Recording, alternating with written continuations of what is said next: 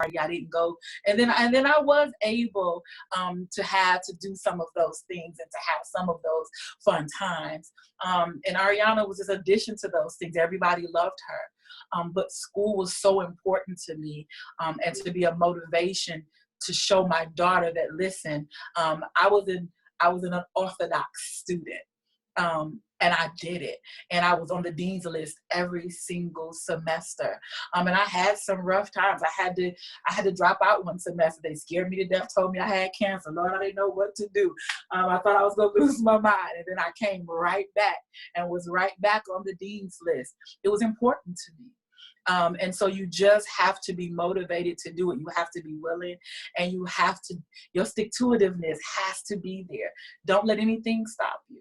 And I just charged forward, and I did it. And you can do it. There's nothing, don't let anyone or anything stop you if that's your goal. School is not for everybody, but if it is for you and if you want it, then you can do it. Okay, great. Listen, that was powerful. So here, I don't know if you've really been watching all of the shows, but on my show, I give every last one of my guests a challenge. And I'm really sitting and waiting and listening to the conversation to determine what the challenge. So I am pulling you into the Drawing Board Nation right now. You are family. And here's your assignment. All right. Here's your charge. All right.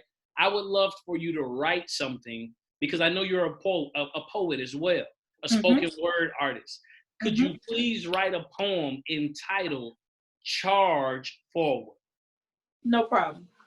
All right. Cool. I have my journal, right? Because I knew you was gonna do something. So I was coming with it. I was already ready for you. All right, I got. Charge forward. I think that's powerful. That is going to empower so many people to move beyond where they currently are. And the Drawing Board Nation, it's all about going from average to exceptional, from potential to performance, from effectiveness to greatness. So Absolutely. Listen, you being no stranger to the church. You are the granddaughter of the founders of Greater Bible Way Missionary Baptist Church in Detroit, where you gain your foundation of faith in the Lord. So you're kind of like a GPK. Yes, exactly. That's exactly right. You're a GPK. Exactly. And that comes with a whole different set of expectations and circumstances and things of that nature. So talk to me about, how did being so closely tied to the behind the scenes, the functioning of the church, how did that influence your faith? Complicated question. Well, so my grandmother raised me. I didn't know my grandfather. He died before I was born. But my grandmother raised me. And after my grandfather died, my grandmother sort of took over the running of the church, right? So I was raised by this very strong, very spiritual woman who was the mother of 5 children, 4 boys, 1 girl, my mother. And then now she has me, right?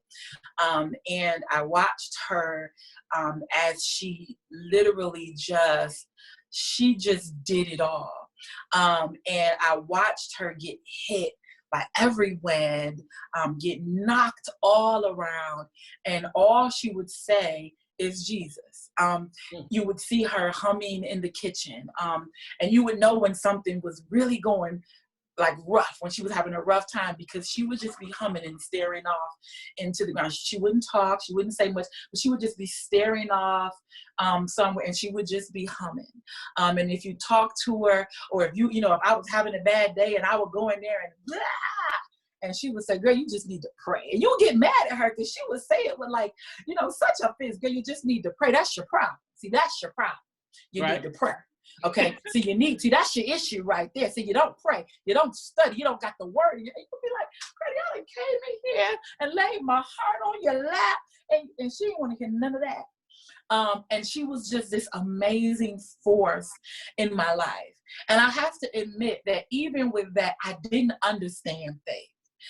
It was the hardest thing for me to grasp. Me who wanted to, because watching her and her independence, I grew up with this thing. I had to have my hand on everything. right? So I grew up very independent.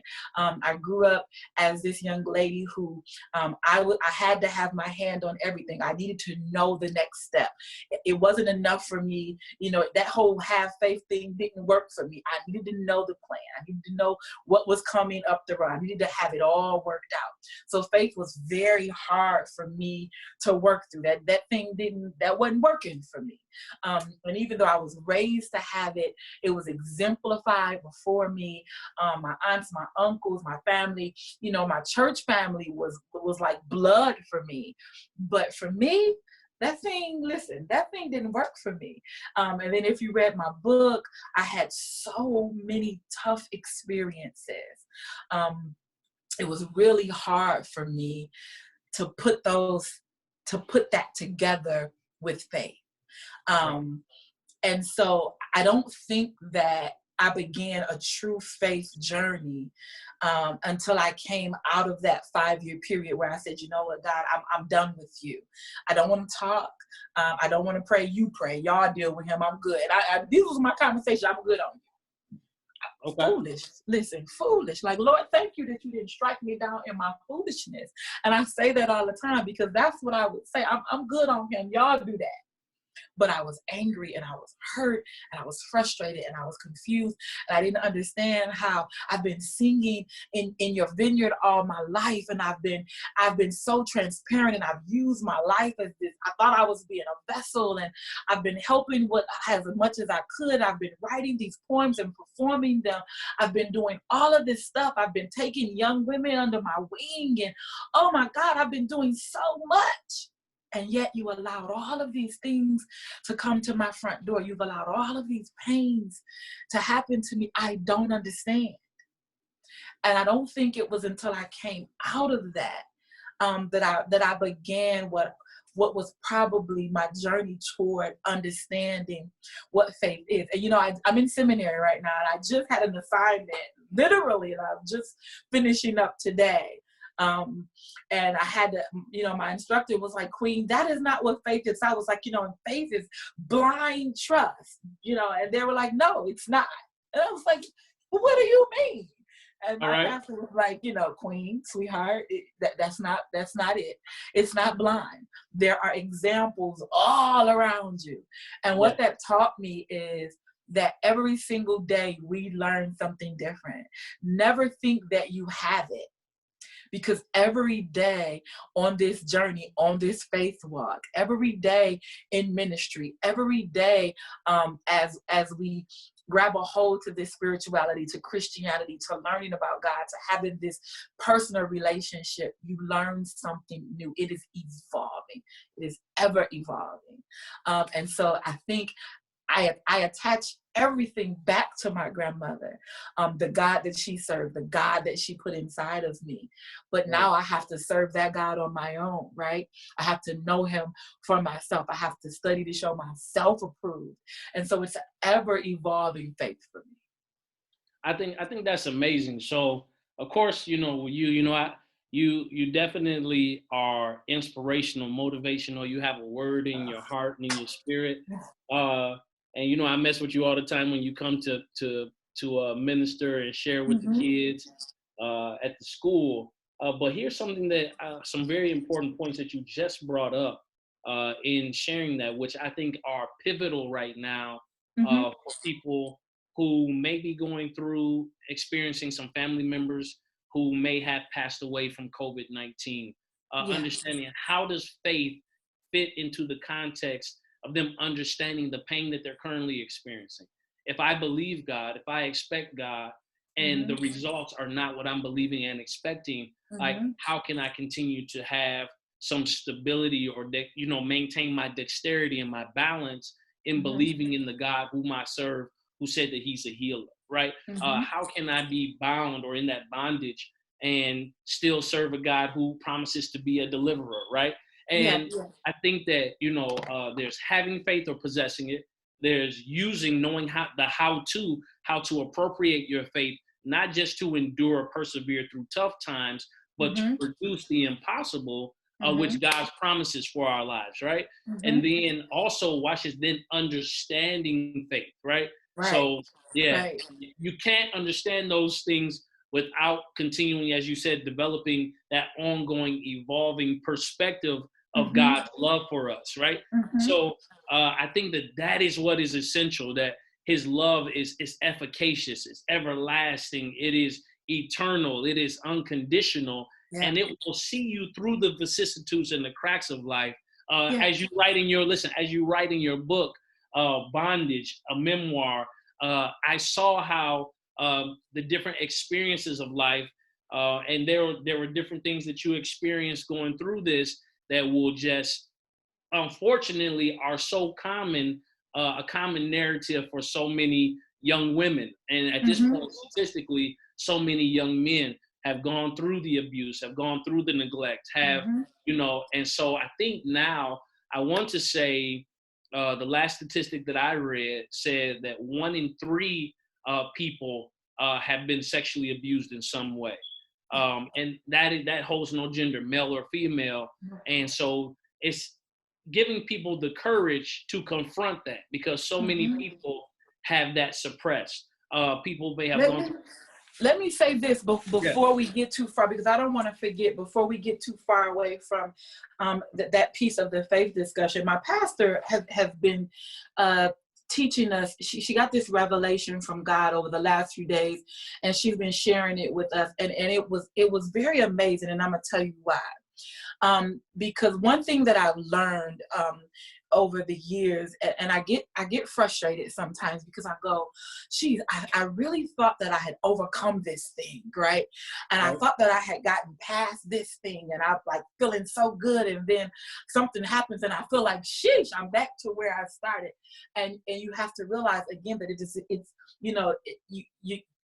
evolving. It's not that you didn't overcome that thing. It's that there's levels to this, right? That's right. And so Pastor was teaching us, and I promise you I won't do it all of the justice, because I'm still learning it. But she was talking about the now. She's talking about the now, how we live in time, but God doesn't live in time. That's right. Right. He's an infinite God. We live in time. And so, what happened yesterday and what happened 10 years ago, and that was 10 years ago, and it was yesterday, and it was when we were 5. But for God, it's now. And so when we're dealing with, if I'm still aching because of, the rape that that I wrote about in my book, when I was 18 years old. This is over 20 years ago. And if that's still an issue for me, I can pull that up and talk to God about it. And for God, it wasn't over 20 years ago. For God, it is right now. And that thing ministered to me in a way that was just phenomenal. And I think when we're talking to people, in a year, who are going to be still flailing from what we're going through right now. And it's, I lost my husband last year. Marlo's wife, Valencia, she lost her husband last week. Their babies lost their dad, right? Jason's wife, she just lost her husband. Their children lost their dad. I could give you a list of people right now who've gone through loss, and I'm sure for God, that remains the now for him. It's never gone. And you can deal with that with him it's the now for him. And when it comes up and you need to deal with it, you have to know that he hears it right now. And he'll deal with it with you it's right now for him. And that thing struck me in my chest. Yes. Because there are things that I still, a lot of those things in the book, I can breathe now. I can talk about them, and I'm breathing. I'm good. I am breathing about those things. But there are a couple things in that book, things that deal with my mother. There are things in that book that I can't breathe yet. Right? Again, I'm very transparent when I talk about these things. There are still some things that I can't yet breathe about. And to know that when I'm ready to go to God with those things, when I understand that I got to deal with this stuff because I need to get these things out of here in order to do what? The work. Because I am called to this ministry. I am called to be a prophet. I am called to be an intercessor. I am called to be a healer. I am called. God gave me these names. He called me a ship. That blew my mind. And I can't be who he called me to be, straddled with all of this other stuff. I can go to him, and it's a now thing for him. Oh, yeah. That blew my mind. And I'm still learning what that means, right? Right. And I think that is how we begin to help people heal. When you can say to them, baby, take it to God, and he will. It is now for him. It wasn't last year. It's last year for you, but it's right now for God. And listen, this may be off, but I'm sorry. I encourage you, any of you. My pastor is Reverend Dr. Cecilia Greenbar, and she is teaching this right now. You can have your own pastor, but I'm saying good learning is good learning. And this is a thing right now that she is teaching that is mind-blowing. Yeah, where do you serve at? We serve a Creative Worship Center. Listen, we will be 1 year old. We're celebrating our 1 year anniversary the day after your event. That's what we talked about. And I said, listen, Pastor locking us down that whole weekend. You'll be lucky if you can get me to even jump in for a minute. But we planted our church 1 year ago. It is inside of Liam Thurston High School inside of in Redford, Michigan. It has just been a phenomenal experience for God to bring this down into the terra firma, for us to be able to go and do this week after week, for us to see people come to get in, to be delivered, for us to pray for them, to see pastors speak into them, for us to speak into their lives prophetically, to see them come back, to hear the testimonies, just to watch it grow, and to see him prepare us for what's going on right now in this moment. And we didn't even understand that that's what we were being prepared for. We knew we were being prepared and we were getting the prophecy, but to understand that this right here, this COVID-19, this social distancing, this time when people are flailing, when it is unprecedented, to know that this time, this is our time. It has just been truly amazing. And so I thank God for my worship, the place of my worship. I thank God for my pastor, Reverend Dr. Cecilia Greenbar. I just thank God for this time, for this now, because it is truly amazing. And we should all of us should be taking advantage of it. All believers, all of us in the faith should be taking advantage of this time, because when God is doing this shaking and this moving that Pastor told us he was going to do last year, and prepared us for, this is when we as the body can do the most work. Absolutely. So when you were talking about that now, it just reminds me in scripture where the Lord promises to be an ever-present help in a time of trouble. In a time of trouble. Yeah, no matter what is going on, he's always there. And no matter, and this is encouragement to somebody who's listening, no matter where you are in life, no matter what you felt that you've done or have not done, attended, have not attended, the Lord is always there. He promised to never leave us nor forsake us. He'll be with us always, even until the ends of the earth. Now, much like your pastor, my pastor prophesied coming into this year that it was going to be a challenging, a rough year, but it was also going to be a year of so much great victory. So, of course, the Lord is not going to allow the enemy to do something and not show up. So things that and being sensitive. So those that are listening, the challenges that are going on, the Lord didn't have to make the nation sick in order for there to be a turning, right? That is not something that he had to do, but he is using this opportunity for us to make the choice that we've always had, which is turn. So this is just something, a stark motivation that causes us to turn. But the Lord didn't send this to make you turn. You always had the choice to turn. Right. We've been telling listeners every day, Hey, fall in love with God again. That's been our theme this week. Fall in love with God again. And if you haven't been in love with him, let me tell you why you should be. Let me share my experience with you. Let me help you fall in love with God. Because if you're not in love with him, baby, you're on the wrong side of the line. So let us help pull you over to the right side, right? Absolutely. So listen, as I'm reading through, and I've been pulling like little excerpts and things that I wanted to mention while having you on the show. I have some pages dog-eared. I have to go back. But while I'm looking for that page, there's another poem I need you to write. This poem is called, write it on down. It's called All She Said Was Jesus. That I thought that was a very like powerful moment, because when you call upon that name, I won't get to talking about all of that, but there's power in that name. Absolutely. And sometimes there's not a long narrative that's needed. Sometimes you just need to call on the name. All right, so listen. It was about the experience that you went through, and certain people it's on page 39 for those that have the book. But it's the last sentence on the page, and it goes from the point of you reflecting on some of the traumatic experiences that you've gone through. But this is what captured me and really brought it alive to me. You say, more than anything, I remember my old friend Shane rising back to the surface, and I instantly knew this was another secret I needed to keep.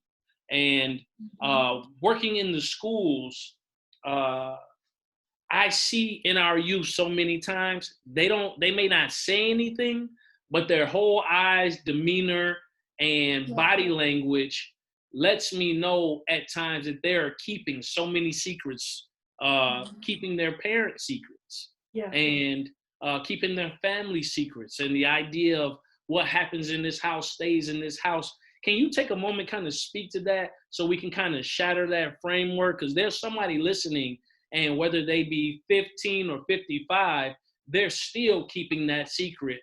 And here's what I would love for you to speak to. What is a healthy way to process and get that out, as opposed to just, because awareness yields a responsibility to respond, right? Absolutely. And when people become aware of it, sometimes their next action could send their life in a direction that they never intend, because they don't know how to properly handle the awareness they've come into. Can you speak to that? Absolutely. So one of the main reasons that I finally finished Bondage and put it out is because I did not want my children to be under the veil of secrets and lies that I had lived under. And of course, it's generational, right? Like you said, what happens in this house stays in this house. And culturally, it's a cultural thing. That's how we're taught. And so that's what we do. And it just it flows down from generation to generation.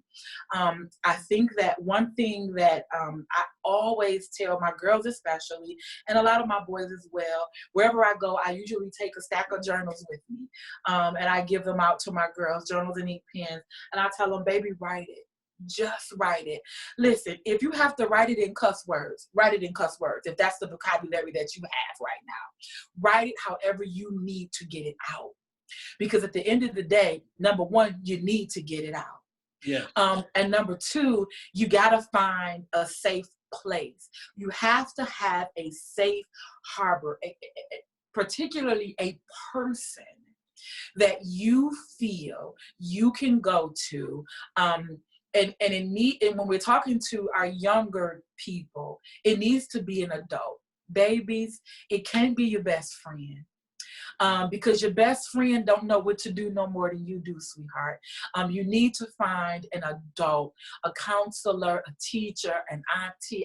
I don't know, but you have to find an adult that you deem safe, that you can talk to, because listen, sometimes we don't want them to do nothing. Now we fall across that line because a lot of us are mandated reporters, and depending on what we're telling them, You know, that's how I got fined. That's how it all happened for me. You know, I told some kids, the kids told the teacher was a mandated reporter. Well, it all went downhill from there for me, which was really uphill, but didn't feel that way in the beginning. At the moment. Right. It didn't feel that way. But you have to find a safe place, because what happens is these things eat and eat and eat and eat and eat. And then whatever it is that's happening, it doesn't stop, because you never get the help that you need. And then the teachers, your family is seeing behavior that they don't understand, that they can't comprehend. They don't know what it's coming from. They know that it's something, but they can't figure out why. You're not talking to them, right? And this thing just gets bigger and bigger and bigger, until usually the outcome is something that none of us want to see. It's either promiscuity, we get suicide, we get suicidal ideations, we get self-harm. It turns into all of these other things. But if you write it out, talk it out, if you find that safe place, that safe harbor where you feel like you can go and listen, adults, you got to learn how to be a safe harbor. See, that's the thing. You have to learn how to be a safe harbor. You have to learn how to spot some of these behaviors, some of these issues, because every smart mouth little girl with an attitude and all of that is not just a smart mouth little girl with an attitude. That's right. You know, every little boy, you understand what I'm saying? All of these angry, behaviors that you're seeing, they're behaviors for a reason. Some of them are not just disrespectful because they don't have any other reason to be. You have to learn how to flesh some of this out. You have to learn how to make yourself a safe harbor. And it's not always easy, and it takes time, and you have to sit there. It takes patience. It's almost like you're selling yourself for a while in order to get them to see you as a safe harbor. But you would rather do that than see them dead. You would rather do that than see them in a gang, or you would rather do that than they wind up pregnant at 12 and 13 because they're looking for love that they don't know how to find anywhere else. And so it's a two-way street. So we have to be very careful. When I had a safe harbor, but I didn't always use it. I used it when I wanted to, but then there were times when I didn't know that I could. Okay. And then I was a child that was just very used to compounding things and burrowing through them. It wasn't until I got into my upper teenage years that I really, really, really found the power of the pen, and I just began to write it all down. And that became my safe. I just wrote it all down. And then I would give it all to my auntie. And, I wrote it. Does this make sense? Is this good? And then I think she would read it and go, oh okay. Okay. And that's how she would really figure out it's really something going on with this child. But she couldn't approach me like that. She couldn't approach me like, oh my God, what's wrong with you? And so she taught me in parables.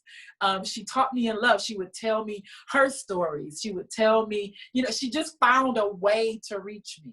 And she really stuck with me. I love the writing. And so the writing is where she came at me. And that's how I made it through a lot of things. But I was still damaged. You have to understand that there is damage. And that's why when you make yourself a safe harbor, you have to really understand what that means, because there's damage. Our babies are damaged. And the damage doesn't go away because you begin to confront it. It's not that simple. Now, let me ask you a question, because when we talk about damage and we talk about things that we've been through, traumatic and things of that nature, how do we come from being in that place of being damaged? What brings the healing where we no longer look at ourselves as being damaged? Because I work with educators, I work with human service professionals, and to some degree, it is easy to fall into like that deficit mindset and understanding that there are some traumatic experiences that have happened in our life. How do Mm-hmm. we get to that place of wholeness and seeing ourselves not through the lens of being damaged? It's by first being able to recognize and admit that there's damage. Okay. Right? Because we have to be able to admit that we've been through some things and that they cause some wreckage in our lives, in our mental and emotional state. And then being willing to go through the process of healing. Talk to me about that. And being okay with the process. Now listen, the healing process, baby, woo! Yeah, the healing process is something else. That's where the work is, right? That's where the work is. Right. I talk about, in my book, I talk about the prison of your pain. Being in the prison of your pain. Being in the prison of your pain is easier. It's easier to just stay in there with the door locked. When it's time to open the door and begin to confront the things that caused you to become imprisoned, oh, that's hard. Now I have to look in this mirror and be very honest about what I see in myself, because when I use myself as an example. There were some things when I looked in the mirror that were ugly on me that were not my fault. I did not cause those things. There were some things that were generationally put on me that were not my fault at all. Oh, but there were some things that I caused on my own. And I had to be very honest with myself about those things. I couldn't blame those things on mama, daddy, baby daddy, ex-husband, or nobody else. I had to look at myself and say, you were the cause. These were based upon the decisions that you made or did not make. And you got yourself into those ruts all by yourself. Right? And it's very hard to look at yourself in the mirror and be honest about what you see. It's very hard to confront the people who hurt you. It's very hard to be honest enough to say, I know that I'm damaged. And in order to fix the damage, I have to now confront my demons. Right. I have to cast my demons out. And you can't cast demons out generally without calling them by name. That's a spiritual principle. I don't know of a way to cast the demon out without calling them by name. You have to call them forth in order to get rid of them.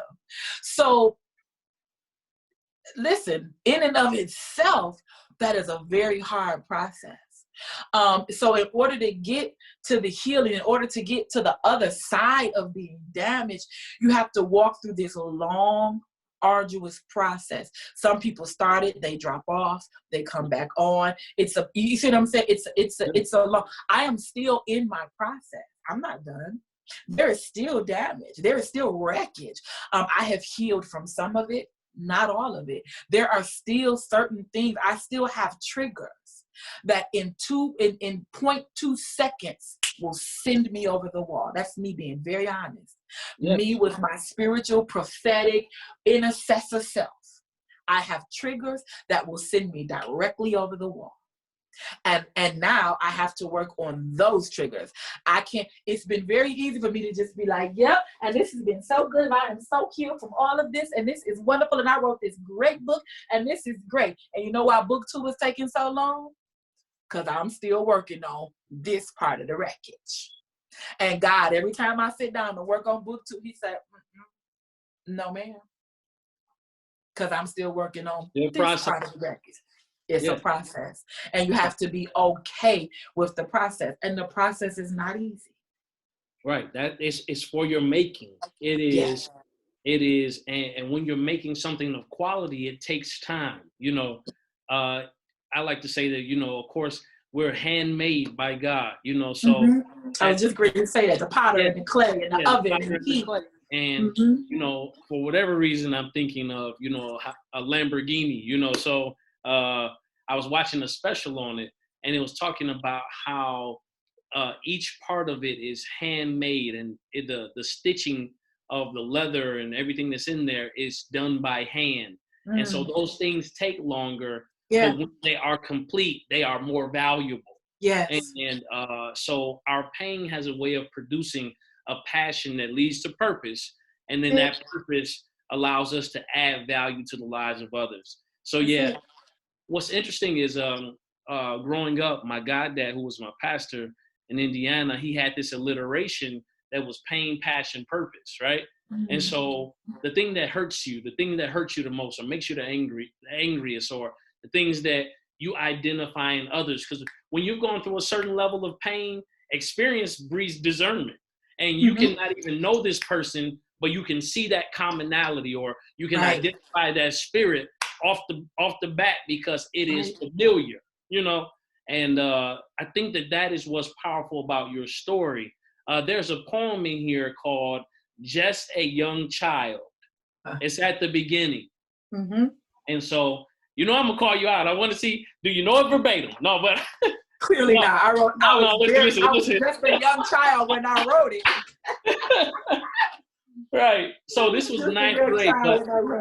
But I want people to get a sample of your work, because I wonder if with their 45, 35, 22, 68-year-old selves, mm-hmm. if they can see themselves in just this young child. So it starts like this.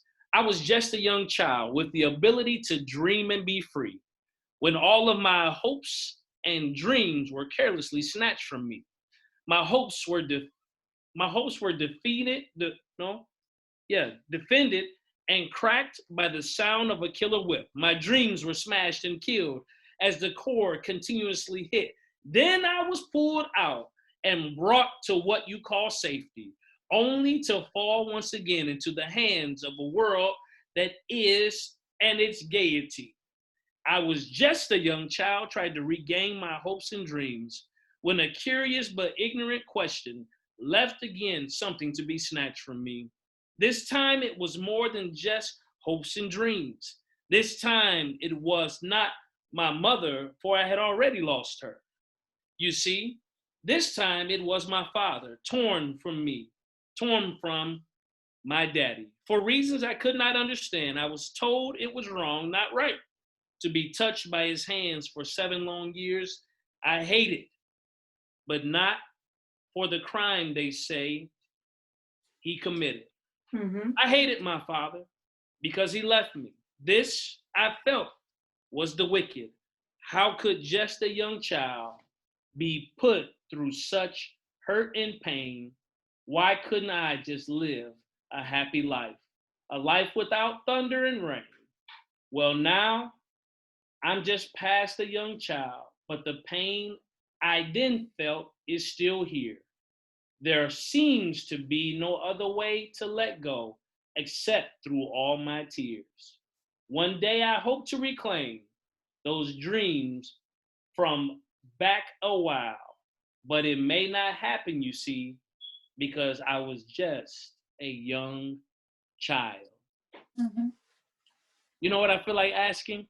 I feel like when I forget the name of the movie, but Denzel Washington says to him, "Who will cry for the little boy?" You know? And I think that that's powerful, because you are now a living epistle read of men, that these challenges, these hopes and dreams that were snatched through certain experiences, those experiences didn't have more power than your God-given destiny to go and impact lives. And although it was painful, God took it and made it purposeful. And now you were able to cry for that little girl who no one else knew. And let me say this, understand that I still cry for that little girl. Yeah. Understand that she and I, we're still walking together.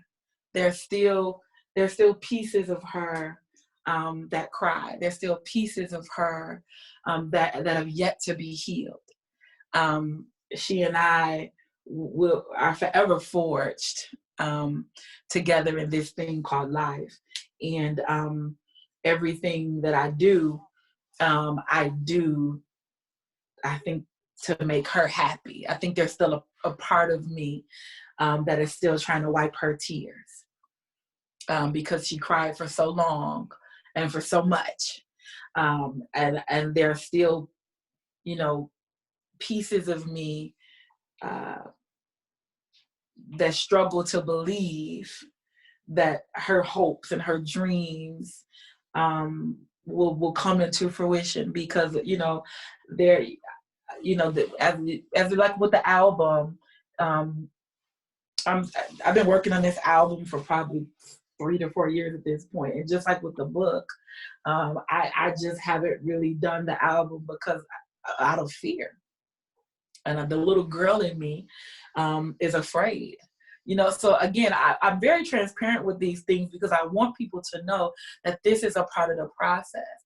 When you come through parts of the healing, and then there's still so much more to go. So you can't jump on the God bandwagon for a minute and then, you know, feel good and do your holy dance and then think you're good and jump off. No, baby. No, baby. Because you need God to make it all the way through. I was just crying tears maybe about 2 days ago. And I had to call my pastor, full-blown tears. And she's like, baby, go sit outside. Just you and God, and take a deep breath and let him talk to you. And it was almost instant. As soon as I hit the air, that he began to speak to me. But I go through those moments where, you know, the part of me that is still so soft, the little girl me that still trembles at death, at the losses that I've suffered just in 7 days. Like I said, just a couple hours before we started this broadcast, to find out that another of my classmates had died. Yeah. Condolences. You know, and then to have to, you know, like, I got to get myself together and I got to do this podcast. Jesus, got to put some lipstick on. Jesus, Lord, you know, because I am who I am, and I don't get to sit in it. I don't get to be in that place, because that's not who God called me to be. He gave me this life, and he made me this transparent, and that little girl is still there pushing me. She's a reminder. Why? Because there are millions of little girls out there who didn't have a praying grandmother that I had, who didn't have the auntie that I had to be the safe haven, who didn't have the spiritual foundation that I have, who don't have the pastor that I have right now, who doesn't have the ability to go to seminary and to learn and to grow, who are not in the process. And I have to get to them. And so trying to remember that on a daily basis is harrowing. It's hard. And in times like these, when I want to crumple up in the corner and cry too, and I'm not afforded that because there's much work to do. And so every morning at 10 o'clock, I get on my live and I encourage and I love on the people, and I'm there for them in the midst of what they're going through, because that's my job. So I always want to make that clear, that this is not some fairy tale magical story. This is real. It is real life. God is real. Healing is real. This process is real. And I'm going through this right now. I go through it every single day. And I walk the people through it that come to me. And the people, I got as many calls from men almost as I did from women. Men called me. I had a pastor who called me who was almost 70 years old in full-blown tears, reminded that he had been molested by a minister when he was a little boy. This is a life's work for me. And what this shutdown has reminded me is that I haven't been on my job. The first thing that God said to me when I went and sat outside was, "You've been silent. And I told you to open your mouth." So we have to remember who we're called to be. And you don't get to get off the job because you're tired. Hey, or because it hurts. Here's what I find that's amazing, though, is that sometimes our tears give other people permission to be free. Because the one powerful thing about Jesus is that the Bible says we know not an high priest who's not touched with the feeling of our infirmities. And so I was just listening to Bishop Jakes. He preached a powerful message on the scripture, Jesus wept. And it was saying in that moment, a lot of times, no matter how you preach it or how God gives to any specific pastor to preach it, in that moment, we get a chance to see. Some people say, well, he wept at their unbelief. Some people say that he wept, but we get a chance to see him in his full-blown humanity, feeling, the vulnerable. loss, the vulnerable. And so when the question asks, who will cry for the little boy or who will cry for the little girl, like Jesus has already shed that tear for us. In fact, he not only shed that tear, but he shed his blood. And so it allows us to find redemption in what we are never beyond redemption. And I think that is a story that has to be told in such a way that no matter where you find yourself in life currently, your life is never beyond redemption. In fact, if you find yourself totally out of the wheel or what have you, you are in a perfect position to be, and that's what I love about just the enduring, when we think about the cross, and we say the scripture for healing all the time, but in our Sunday school lesson, our church, we did live this past Sunday, our pastor, we walked through the actual Isaiah 53:5, to really think about it in its context, he was wounded for our transgressions. And then you go in the wounds that was inflicted upon his body, he was bruised, for our iniquities. The chastisement of our peace was upon him. And with his stripes, and they detail it to say they took a cat of 9 tails that began to peel back the flesh upon his body, that made him totally unrecognizable, not even as a man, that he bore. So if they have a question for me about COVID-19, and I know we've had great loss, but if he would bore the cat of 9 tails across his back, that we might find healing, our responsibility as ministers is to declare the word of God until God makes a decision. It's been coming back to me and just coming to me since last week. And I think I keep posting it. I don't know if you saw the one live that I did the other day when I was really emotional. And I was in tears almost the whole live, and I just needed to pray, and I just prayed. But it keeps coming to me. And, you think about Job. All right. And, times like this, I don't know how you cannot think about Job. This is the time to me where this is when you think about Job. And I think I was posting it, and I'm just going to keep on posting it. Though you slay me, yet will I trust you. And for me, that becomes the testimony. Though you slay me. And listen, I don't know what your definition of slay is. I don't know. And I don't feel like it's my job to try to determine what your definition of slay is, because slay is different across the board. But listen, though you slay me, though I just lost my husband, though I just lost my job, though I don't know how I'm going to put some food on this table, though my teenage child is losing their cotton picking mind, though I don't know where I'm going to find I done lost my church and I don't know where I'm going to go, though you slay me, yet will I trust you. I will trust you with my life. I will trust you with my decisions. I will trust you with my heart. I will trust you with my mind. I will trust you. In these unprecedented times, I will trust you. With all of this sickness, I will trust you. With this plague upon the land, I will trust you. I will trust you because I know that you reign supreme. I will trust you because I know that you are yet in control. I will trust you because I know that although all of this might have been yesterday for me, it is now. It is right now for you. That's awesome. That's where I am. We have about 4 minutes left. And so I want you to tell the people where they can find you, anything that you have coming, that's coming forth, that's coming up.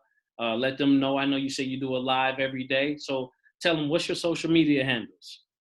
All social media, you can find me at S Monique Nelson on everything, and that's at S Monique Nelson. The website is smoniquenelson.com. I have not done a good job of updating. That's another thing that I am working on while I'm being sheltered in place. I need to do a couple of blogs. Yes, we are doing a live through the Creative Worship Center web page on Facebook, the Creative Center Worship Center page on Facebook. We do lives all day. Mine is at 10 o'clock every day. But the members go live about every 2 hours all day, just doing encouragement for everybody during this time. This week's theme is falling in love with God again. Such an ample theme for this time right now. I had a lot of stuff coming up that has all gotten canceled, obviously, based on the COVID-19 thing, but that is okay. I am working on an album right now. I decided that I have to walk myself out of this fear, and God was talking to me about the music, and I'm just going to have to come on out of this thing. So you guys pray for me with that. A lot of you don't know, but I do have a clothing line. Another thing that I need to make people more aware of. I have been updating that. So there are some things that you will be seeing coming from me. That website is shopradicalrebel.com. It's called the Radical Collection by S. Monique Nelson. So I am working on that. It's a faith-based line that I absolutely adore, that God gave me years ago, and I am not going to let it go. So, you take a look at it. I just absolutely adore the line. So I just did the straight out of Psalms 23 based on a Bible study that our pastor did last year, and people are really loving it. So I'm gonna start promoting that a bit more. And of course, book two is in the pipeline, you guys, but I cannot move faster.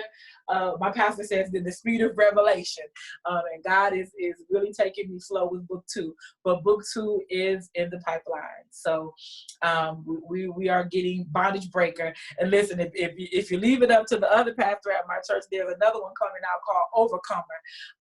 And listen, I don't know about that, but let her tell it, it's a book 3. So we just give all glory to God for everything that he's doing in this time and for what's to come. So I just ask that you keep me and all of my various projects in prayer. And thank you so much for having me. This has been very awesome. Absolutely. I think you forgot 2 projects. I know. I have not forgotten your other project. I was waiting for it. Was Jesus and Charge Forward. Yeah. I got those right here. Yeah. I was waiting. You can tell I was waiting on that, right? Yeah, I got those right there. No, yeah. But listen, in true fashion, like we do when we see each other all the time, it is all love. I'm very proud of, as you wrote in my book, us letting our light so shine that men might see our good works and glorify our Father which is in heaven. If there's a time that we should be shining, like I tell people, that song by Manny Fresh and Baby back in the day talking about Get Your Shine On. That was not a Big Timers song initially. That was the Lord Jesus. That was the Lord. One, rise and shine, for thy light has come and the glory of the Lord is risen upon you.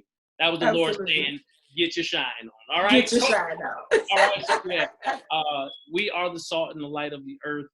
We have a responsibility to speak his truth, because it is, as Paul would say, we're not ashamed of the gospel of Christ, for it is the power of God unto salvation. And so this is a time where I know people are looking for relief. People are looking for salvation. People are looking for direction and encouragement, instruction. And it is in the mouth of the believer. We need to speak it out. And, absolutely. I just this always is the decade of the mouth. Let's go. Yes. Okay, watch it. See, you start telling a prophet to start talking. No, but in all love, I want to say to you, Queen, thank you for being on. And the last thing I always say is your future is not behind you. It is not before you. It is within you. And I'm Andre E. Brown, bringing our guest, Queen Nelson. And we say, God bless you. God bless you. Have a blessed evening. All right, you too. Shout out to CT, I guess. Yeah, second to none. Okay, all right. Second to none. Peace and favor. All right.